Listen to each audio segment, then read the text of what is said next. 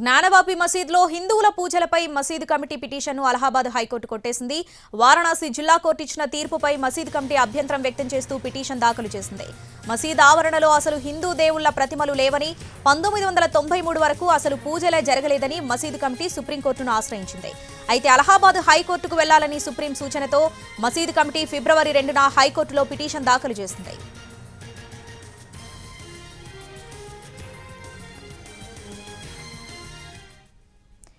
జ్ఞానవాపి మసీదులో హిందువుల పూజలపై మసీదు కమిటీ పిటిషన్ను అలహాబాద్ హైకోర్టు కొట్టేసింది. దీనికి సంబంధించి పూర్తి అప్డేట్స్ మా ప్రతినిధి రాజు ఢిల్లీ నుంచి లైవ్ లో అందిస్తారు. రాజు,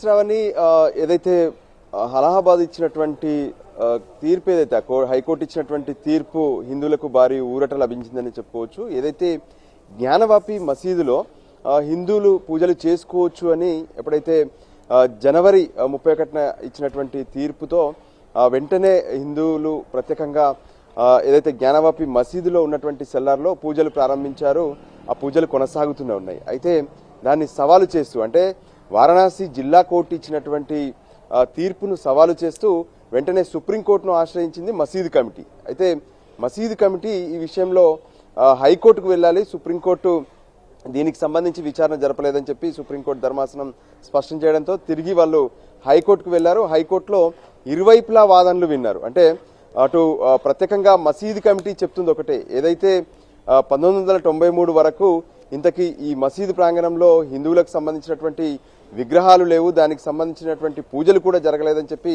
వాళ్ళు చెప్తూ వచ్చారు. కానీ ఇది చరిత్రలో ఏనాటిదో ఉంది. ఎప్పుడైతే అటు జరిగినటువంటి, అంటే గుళ్లపై జరిగినటువంటి దాడుల్లో భాగంగానే ఇక్కడ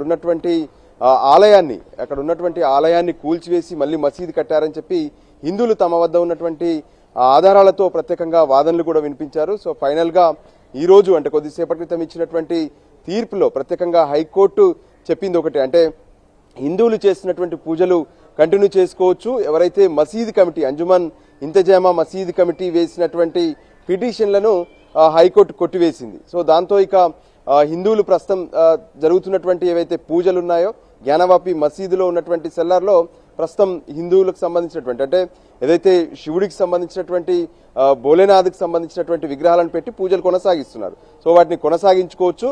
ముస్లింలు ఏదైతే వేసినటువంటి పిటిషన్లను ప్రత్యేకంగా హైకోర్టు కొట్టివేసింది.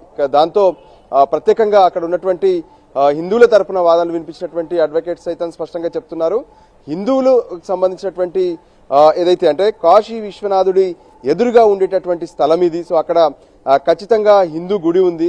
కానీ ఆ తర్వాత జరిగినటువంటి దాడుల్లో ఆ గుడిని కూల్చివేసి అక్కడ ప్రత్యేకంగా మసీదు నిర్మాణం జరిగింది. సో అందుకోసమే తమ పోరాటంలో విజయం సాధించామని చెప్పి కూడా వాళ్ళు స్పష్టంగా చెప్తున్నారు.